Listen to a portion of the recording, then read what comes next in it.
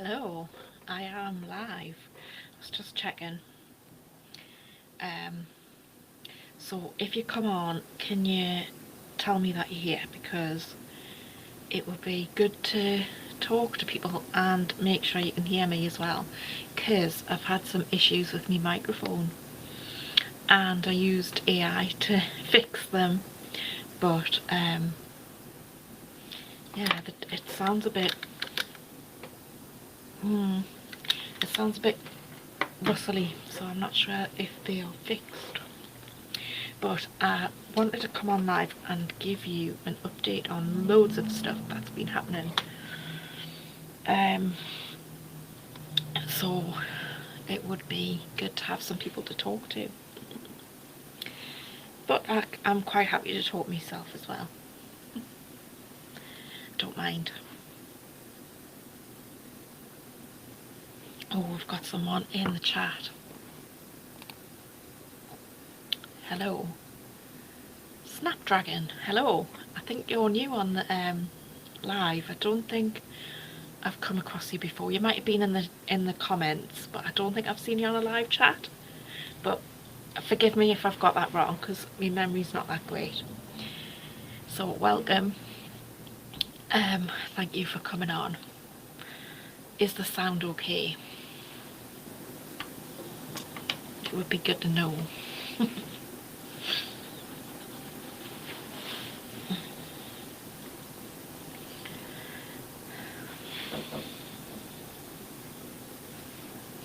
Oh, someone else was trying to come on as well.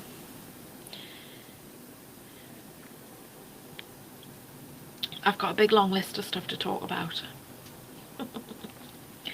Because I haven't done a live for ages.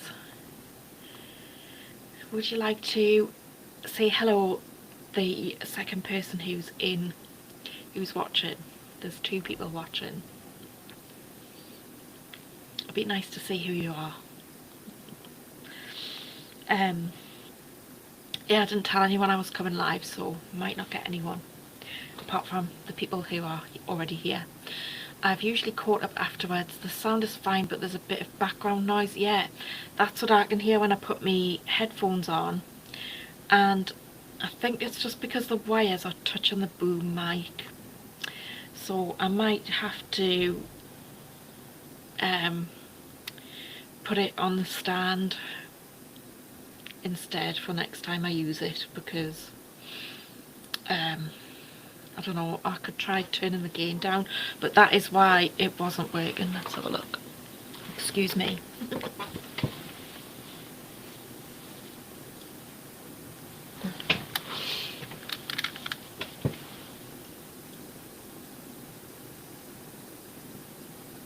There. That might be better.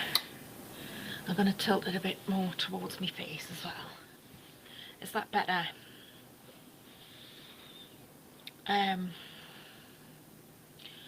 Oh, it's warm in here. I've had the heater on, the extra heater on, all week because we've had snow and it's been really cold.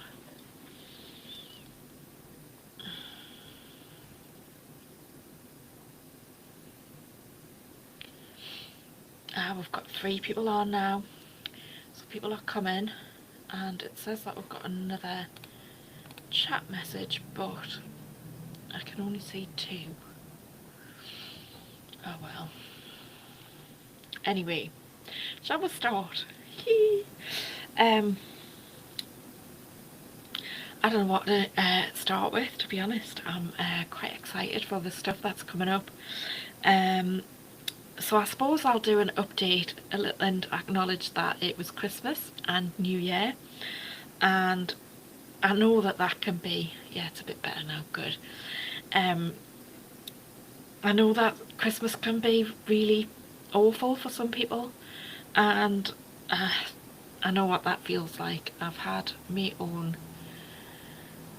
I've had Christmases myself where I felt like I didn't really enjoy it and could have done without it, but this Christmas for me was really good, so It was lovely.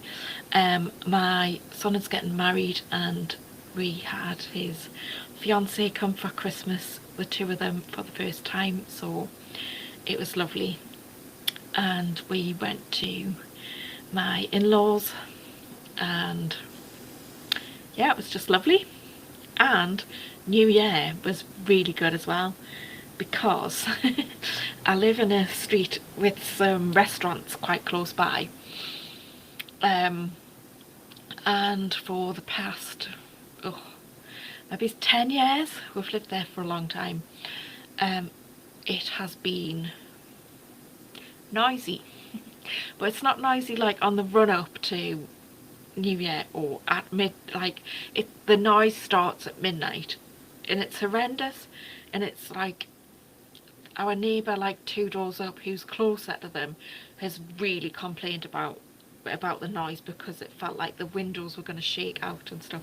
It, like, you can kind of forgive a little bit of music and stuff and fireworks, but this was unbearable, like really noisy. But it only happened once a year, so, but it really did annoy us. And like every New Year's Day, I was like walking around like a zombie, because I hadn't had any sleep, because the music started at midnight and carried on until God knows what time in the morning.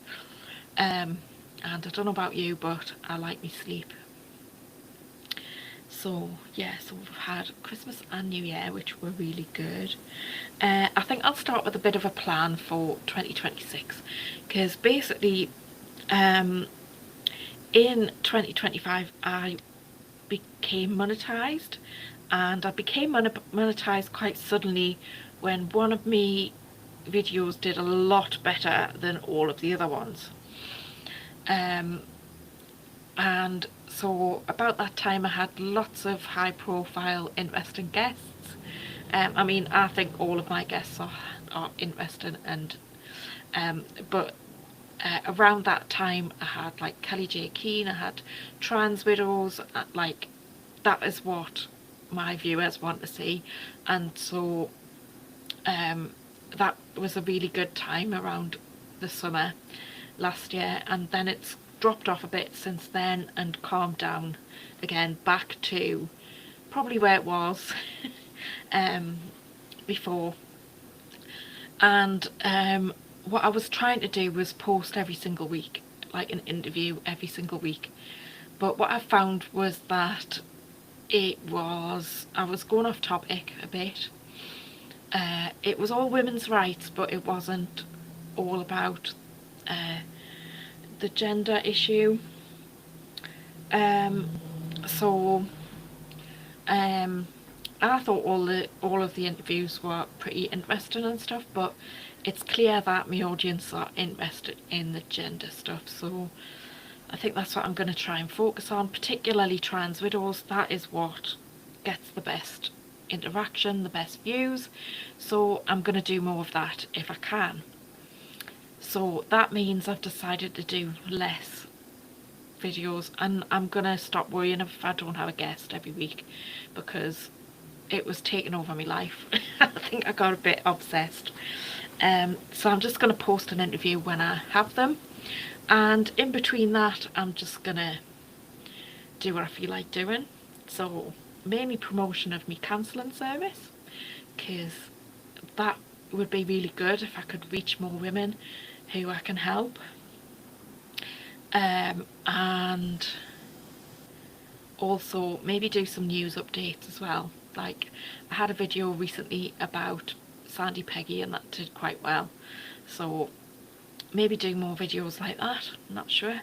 It looks like I've got really big bags under my eyes. I don't know why. They've like me I think it's a shadow of my glasses. Anyway, I've now got 4 people watching, so if you're watching, please do say hello, because it makes it more interesting. So we've got Christmas and New Year, and the plan for 2026, I've done those. So there was a really interesting thing that happened before Christmas. I don't know where to start really, but basically to it's about my son, so I don't want to go into loads of detail about him because it's not really fair, he's not here, but it's relevant to me, so I want to talk about it. So my son has had difficulties with planning and organising stuff like forever, and to cut a long story short, he decided to go for an ADHD assessment. And when he was 8, I took him to the doctors and said, I think he might have ADHD or something. There's something not right, and I'm not sure what it is. And the GP looked at me as if I was stupid, because he was sitting there quite patiently and listening to everything that was going on. And of course, I was thinking, well, it can't be ADHD because he's not bouncing off the walls. However, I was looked at as if I was stupid. I knew there was something not right. So I'm quite angry that I was responded to like that, like as if I didn't know what I was talking about, when I knew there was something that wasn't quite right. And it turns out, now they know more about ADHD, it is actually that. So my son was diagnosed with that. I think it's really bizarre that it's called ADHD, like a disorder, because it's not really. The way I see it is that it's just that your brain works differently from everybody else, and that can be beneficial in some situations and not in others. And the way modern society is, it can cause issues the way things are. Anyway, I was at the assessment and listening to the questions. I was sitting there thinking, yes, my son's got this, but these apply to me as well. So since I realised what the questions were and how it related to some of the things that I do and struggle with, when I get like really overwhelmed if I'm given too much detail all at once. So like, for example, if I ring a call centre and they give me 8 options and none of them are right, and then they give me another 8 options, like, or if someone gives me a decision to make, like they'll give us 4 options, like, and it's new information and it's not written down, then that can be overwhelming, and I don't know which one to choose, and that feels overwhelming as well. So sitting there through that, it made sense to me, and how sometimes I get interested in something and then totally can't think about anything else but that. So for example, about 2019 it was, I think, I got really interested in getting fit and running, and as you can tell, I lost that interest but for about 18 months I was quite obsessed, and to the point where it was affecting other stuff. Like, I wasn't doing stuff that I should have been doing because, yeah, I was doing that instead. So yeah, anyway, all those things. So probably loads of people around us could probably knew more about ADHD and realised that that applied to me. My husband also thinks I'm autistic, but then he only says it when I say that I think he has autism, and then so I didn't take it seriously because I thought he was just teasing me to deflect, but turns out he wasn't. So there you go. But I think knowing that my brain works differently is quite helpful, but it feels like I'm jumping on a bandwagon, which I don't really like. So hello to everybody else who's got a different neurodiverse brain. Yeah, and it kind of makes sense why I got quite interested in going to Let Women Speak, and I think I went to every single one last year in the summer for like, I don't know, maybe 6-8 months in a row. I can't remember how many it was, like basically from April to October or something, and then I went to loads of other ones as well. So anyway, so I backed away from Let Women Speak and been trying to focus on just me business and me podcast and stuff. So it's helped me to connect with others who aren't connected to Let Women Speak, so that's been like positive in a way. Did anybody see me interview with Michael, the detransitioner? That was, I think it's a really great interview. It's really good, but it hasn't had as many views as I would have liked. So I think what I'm going to do is post that again, because I suspect that the reason that it didn't do very well was because I released it on a day that I don't usually release podcasts, like podcast interviews. So I did have like people coming, like me, like women coming into the live chat every Wednesday evening to talk, you know, and I did it on a different day, and it was, oh, here's Paul. Hello, Paul.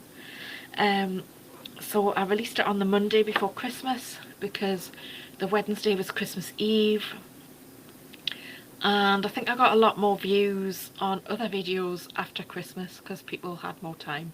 So I think it possibly was the timing that I released it, so I'm going to release it again anyway. What else? Yeah, so if you haven't seen that interview, please do go and watch it. It is really good. If you have, please let me know what you thought of it. Do you agree that it deserves more views? I've shared it all over as well. And I had Janet Murray, who used to be a journalist who gets a lot of reach on social media. She shared it, and that got, I think it got another extra 100 views after she shared it. So that did work, but I think it works best when YouTube pushes it out. So, but hopefully it'll still continue getting views, because if people are searching for that sort of content, then it will. I think I'm gonna put me, oh no, I've still got big bags under my eyes even with that light on. So yeah, we've had loads of snow, but today it's just wet and raining. And yeah, sound is fine. Great. Happy New Year, everyone. Oh, you're watching it from the beginning. Paul must be watching it from the beginning because he's talking about the sound. Yeah, so after the detrans podcast, obviously I've had some time off over Christmas, so I haven't got a backlog of podcast episodes to release, but I did record one on Wednesday after a few false starts, third time lucky. I talked to a lovely woman called Tracy Shannon, who's in America, who's a trans widow. She's been on some really big podcasts, and I've released the trailer, so if you haven't seen it already, go and check that out. And yeah, that'll be released on Wednesday coming up at 8 o'clock GMT, so evening in the UK, and I'll be in the chat. I'm not sure if Tracy will be. I did invite her, but she might be busy, I'm not sure. So that's a really good interview. She talks about how her husband dressed up for Halloween with Halloween nails. He was like the Grim Reaper, something like that. But she said there were sculptured nails. Now, I've not come across that term before, so I think what she meant was like acrylic nails or something. I'm not sure. I think I need to Google it. Let's have a look. And let's see what that means.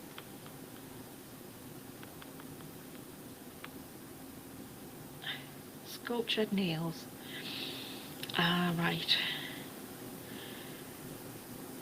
Yeah, I think they're acrylics, but they're quite long. Sculpted nails are custom-built nail extensions created by a technician using a flexible paper or plastic foam. Oh, I've seen that being done. Yeah, that makes sense. Yeah, so anyway, he had these like nails that were like really long, and he did that for work when he was at work, and I was like, that's weird. Like, how can you do your work if you've got like big long nails? Like, I mean, I've got nails on, but they're short enough that they don't affect what I'm doing. So yeah, and she also talked about how her ex was he engaged in more cross-dressing after her babies were born.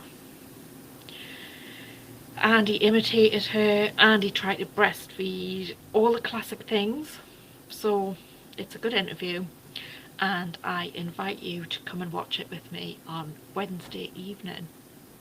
And I've got another invite for you as well if you are free on Monday morning at 9:30 GMT. I'm going to be on Sonia Poulton's podcast, and she used to be on This Morning, which is, if you're not in the UK, it's breakfast TV. Everyone used to watch it on ITV, I think it was. It might have been BBC, probably ITV though. And she was brought on to be like the squeaky wheel, basically like the maverick. She always disagreed with the mainstream. Snapdragon says, I've seen the trailer, I'll watch the full version next week. The interviews with transfer widows, oh that's trans widows, it's obviously typo, autocorrect, have been an eye-opener. It's gone for me. Copying someone's look and mannerisms seems to feature a lot. Yeah, absolutely. This is what happens, and it seems to be the same playbook every time. What was I saying? I've lost my train of thought now.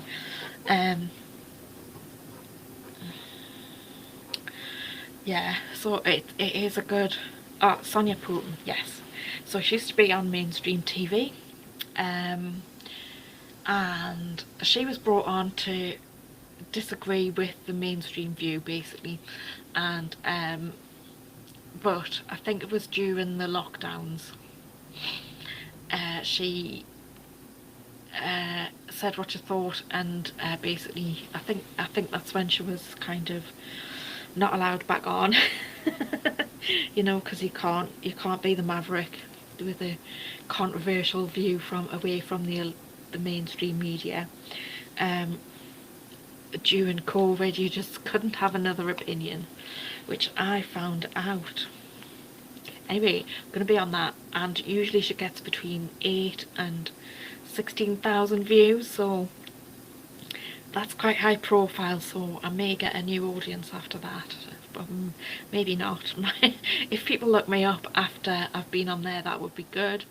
And that's come about because Uta Hagen, who you will know, trans widow, thinks what I'm doing is amazing, and she was invited on, and because it's live and it's the middle of the night for her, yes, trans widows is what you meant, not transfer windows. Because it's the middle of the night for her, if she did it live, she said, oh no, which I don't blame her. I wouldn't want to get up in the middle of the night either. So she put me forward, so I'm really grateful for her. I'm not scared at all. Yeah, I'm quite scared. But hopefully... Oh, is that a delivery? Someone's ringing on my door. 2 minutes.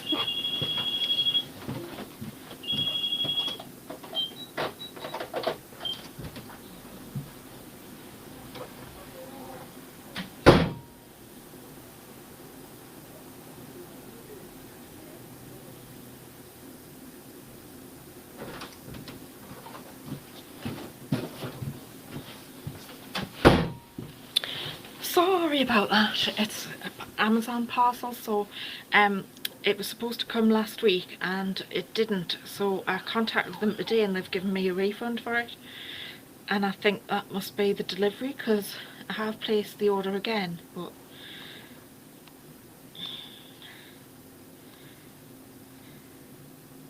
oh yeah, it says arriving today on all the things that I'm meant to be getting a refund on that I've reordered. So Paul's saying you'll be fine. Yeah, I think I will be once I'm on, but yeah, so quite a big audience, and hopefully lots of stuff will come from Sonia Poulton. I told my son and he was upset because apparently she was quite scathing about Jordan Peterson, and he likes Jordan Peterson. And I was like, I thought you'd be happy for me. And he's like, oh yeah, I just thought you would agree with her. And I was like, not on everything, no. Anyway,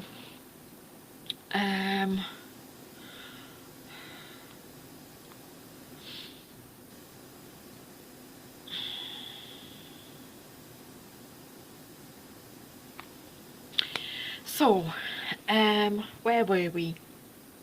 Yeah, so the only thing left to talk about is this thing that's been going on for, well, since the summer, possibly a bit longer. So shall I start from the beginning in case you don't know? So basically, after the Supreme Court ruling, I got very active on LinkedIn to the point where, this is probably me ADHD, I was commenting on, there was like loads of TRAs on LinkedIn going, oh, that's wrong, and oh, they've like, they were really upset and saying that they were going to keep everything the same and they weren't gonna follow the law and all this stuff. And I was commenting a lot, and I came to the attention of Dr. Helen Weberly and other trans rights activists. And to cut a long story short, what I thought was 4 people, which we most recently found out was actually 5 people complained to my counselling professional body. Now, I don't need this professional body to practice officially, but it's like kind of good practice to be in there. And I could tell you what I think of the whole system, but I won't, because it might bore you. But anyway, there was a few reasons why I joined it, and but I was a bit ambivalent about joining. I'm not sure that I wanted to be associated with a professional body, given that I knew that they were all captured. Anyway, 5 people complained about me to my professional body, including Dr. Helen Weberly, who was looking at my LinkedIn profile, because it tells you every time it happens, like several times, like every other day, sometimes more than once a day. She was looking at my profile a lot, and she was clearly taking screenshots and sending them to the NCPS, which is my professional body. Now, in response to this, at first they asked me for some information about me supervisor and about me training and stuff like that, which I sent them. And then as this was ongoing, there was like more and more people were joining in and sending more screenshots, and it was at the point where somebody I know sent us a link to this profile, this status, which was talking about children, and so I was talking about children and how it was how they use the drugs to sterilise children, and it's the same as the drugs that they use to castrate sex offenders. I think I said something like that. I can't remember now, it was ages ago. And at that point, when I started talking about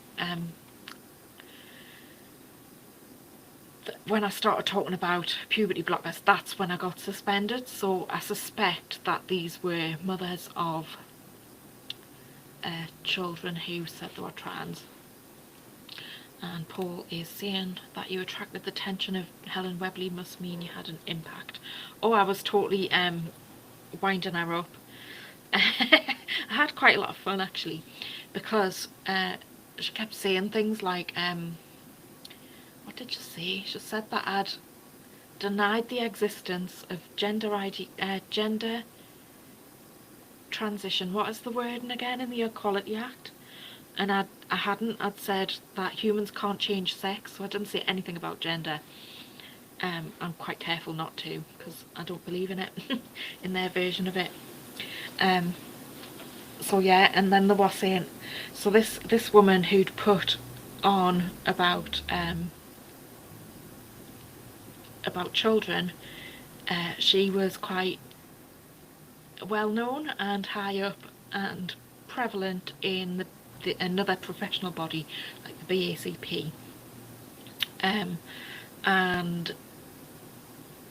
I think it was her that reported me to the police.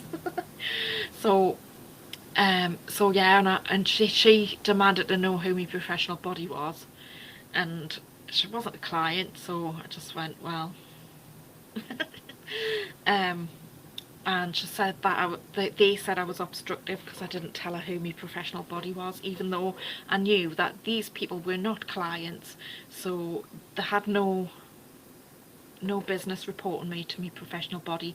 Their own complaints policy says that they don't get involved in online disputes between counsellors, online spats. They don't do it, but yeah, they suspended me. And their complaints policy says it is there for clients, and none of these people were clients, so they shouldn't have suspended me, but they did. The Free Speech Union helped me to get that lifted, and I sent some, I mean, it was very, very good, very evidence-based, everything that was said, it was really good. And they eventually lifted the suspension, but they said that they were going to leave the complaint open in case the police were interested. And I just thought, yeah, so because you can't get me through that, you're going to go to the police. And sure enough, on the day that I recorded the podcast interview with Kelly J. Keane, I was just finishing off, coming away from that interview, and my phone started ringing. And I was busy, like, sorting me stuff out. I wasn't ready to take a phone call, so I didn't answer. I tend not to answer phone calls when I don't know who it is and I'm not expecting it. If you want to phone me, you have to make an appointment, because I don't really like speaking to people on the phone. And yes, so it turned out to be Kent Police. Now, this person who works at the BACP lives in Kent, so that fits. But as far as I'm concerned, I don't have any contact with Kent. I've got no connections. The only connection I have is with Janet Murray. She lives in Kent. But other than that, she's not going to report me to the police. So I did a subject access request to Kent Police. I don't think I did a very good job of it, to be honest, because I didn't really know what I was doing. So I got very little information from that because I didn't ask it right. I didn't do it properly. But I found out that I was being investigated for harassment, but that they dropped it because I did ring them back, but they didn't answer. So to cut a long story short, because there was some interactions that are boring, so I'm not going to go into all of the interactions, but basically because I thought it was spam, I thought it was so I did think about complaining about the police, because they should have ignored that. Why are they getting in touch with someone for harassment when they clearly had all the evidence and there was no evidence of harassment? They didn't need to speak to me, they didn't need anything to happen. Anyway, they dropped that because there was how did they put it? It wasn't insufficient, it was a word like that. Anyway, they didn't have enough evidence. Like, no shit, Sherlock. Anyway, so the police thing got dropped, and then after the 3 months was up, I got in touch with the NCPS and I said, right, is my complaint closed yet? And they confirmed that the complaint was closed. So that was good. And then I was like, right, now it's my turn. So I found the wording of someone else who detailed how you should ask for a subject access request, and I copied it and used that to help me with a subject access request to the NCPS, because whilst I think I've already got grounds for a complaint, I suspect there's a lot more going on, but that I don't know about. And it seems like my hunch was right, because After a month I got the information. It was all really boring stuff that I'd already seen, like you paid this, you sent this certificate, you proved that, you've got your membership, like boring stuff. And then there was I think the listed the said that there was 56 or something like that emails between them and the 5 complainants, and up until this point I only thought there was 4. So there's over 50 emails and haven't included them, and they did not say why. And I didn't think anything of it at first, and then I was watching TikTok, and this woman, she's called, what is she called, Carla 2x3 or something. And she's quite outspoken, and you might have seen her. And she's in a dispute with children's school because she's quite funny how she puts it. One of the teachers wants to be known as Mix. Party Mix, Little Mix. That's what she says. Anyway, so she'd put in a subject access request, and she said she'd got all these emails that they didn't want her to see, but she'd seen them. And that's why I realised that I should have had these emails. So sure enough, I asked AI, and AI said yes, you should have had those emails. What have they actually said? Have they said why they haven't sent them? And so I copied the email into AI. I'm absolutely loving AI at the minute, and there basically wasn't even a reason why they hadn't sent them. So I got in touch with them and said, these emails are missing, please can you explain why, and if you haven't got a good reason, I want them. And I gave them a deadline which expires on Monday coming, and I had an email yesterday saying, oh no, we've got a month. And I was like, how have you got a month? So I looked into it. They said they'd asked the ICO and they had a month, and I was like, I'm not asking for a new subject access request. I'm just asking for information that you didn't send me. So they're clearly obfuscating. They don't want me to have those emails. What do you think of what you think's in the emails? Because I've got a good idea that I think I know what is in the emails. I suspect what is in those emails is, I suspect that the person who was dealing with the complaint, who just has one first name, which is a female name, but I suspect that might be a man, and I suspect that that person is either trans or has children who are on that pathway, because that person was very triggered with some of my screenshots. So yeah, I think they've encouraged each other to go to the police and stuff like that. So I'll be very, very interested to see that. And yeah, I'm absolutely loving the AI. I was using ChatGPT, but it was just crashing all the time. So now I'm using Gemini. I did try Grok, but it wasn't great. Gemini has its downsides, but it's really good for asking questions and stuff, and I've been using it to update my website as well. So I hope that was an interesting story, because I think it's quite funny, because they try to get me and now I'm going to get them. And the Free Speech Union aren't helping me now, because they kind of said, oh well, now that the complaint's been lifted, that's great, wonderful. And I was like, hang on a minute, I'm not finished. I want to hold them to account, but I didn't say that I was going to them, but they didn't seem interested in keep on going. So yeah, so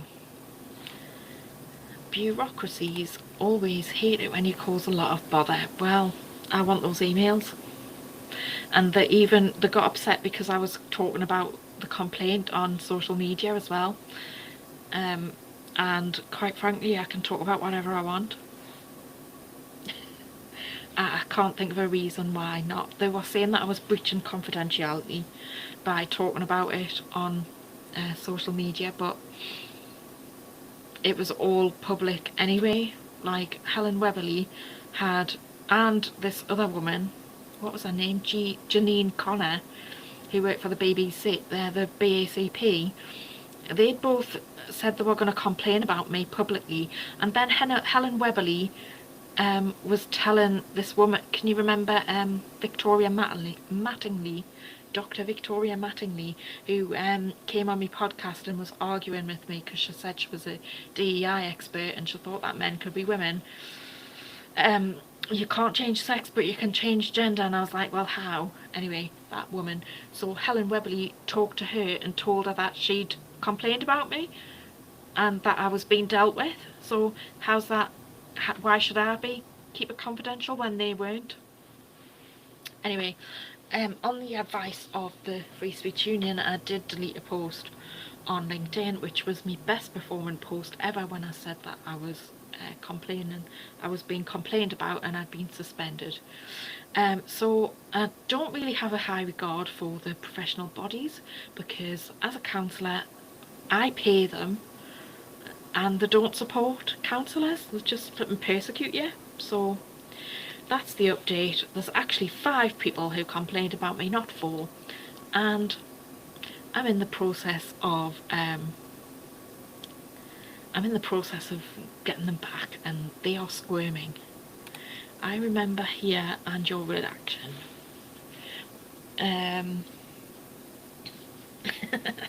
Yes, so it's quite funny.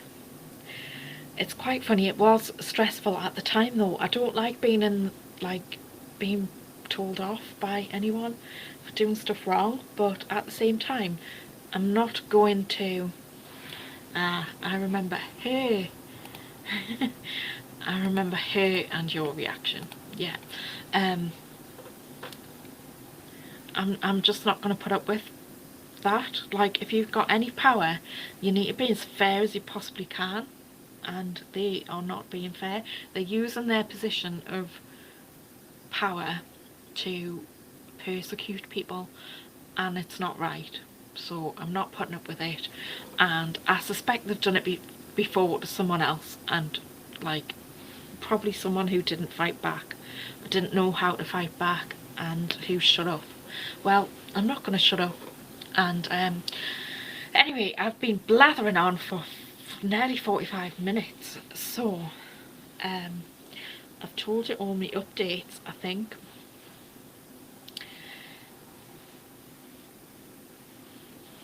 While I was on this ADHD diagnosis, I did actually say it was a psychiatrist who did the assessment, and I said to him, I think these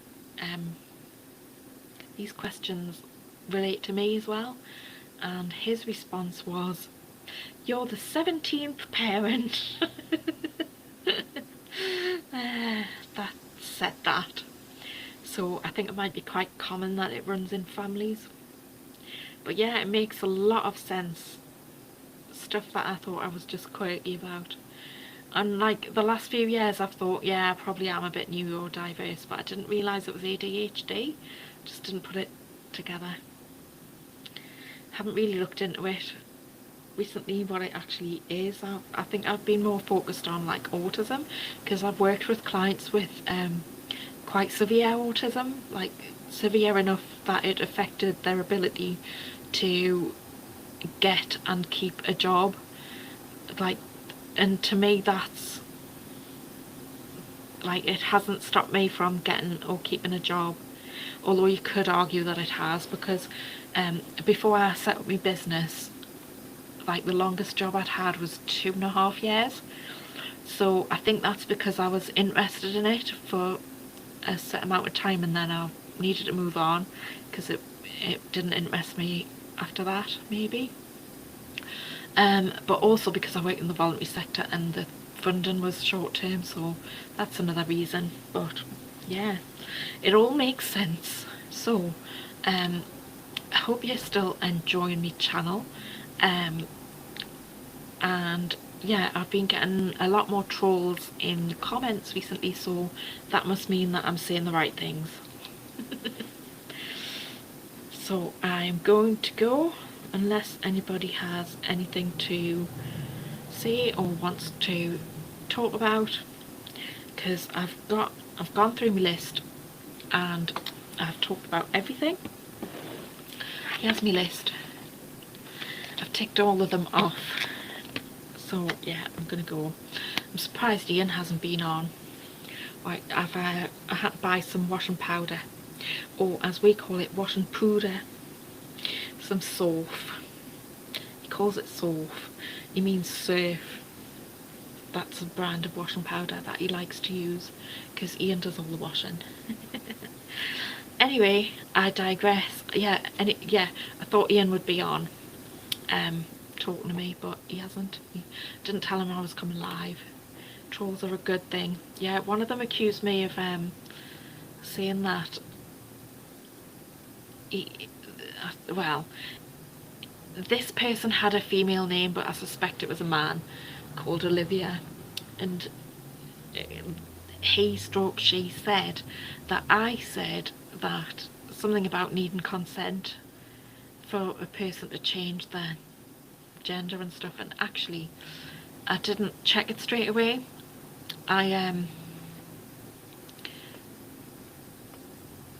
And then when I checked it, I looked and went, I didn't say that at all. I said, in this video, your future's changed and you didn't consent to that. Not your husband or partner has changed and you didn't consent to that. And he should have asked your permission. Didn't put it like that at all. So she was lying. So anyway, yes, I think it probably is a good thing when I get trolls, because it pushes out the videos. So I think I'm just going to keep interacting with them because I get more reach. So thank you for joining me. Hopefully I will see you on, if you're available on Monday morning, Sonia Poulton, look her up. She's on YouTube, and I'll be live from about 9:30 on Monday GMT. So see you then, and if not then, I will see you in the live chat on Wednesday for my trans widow interview with Tracy Shannon. And you can set the bell so that you get notified, and I'll see you in the chat. And Happy New Year everyone, and thank you for joining me, and see you later. I'm waffling now.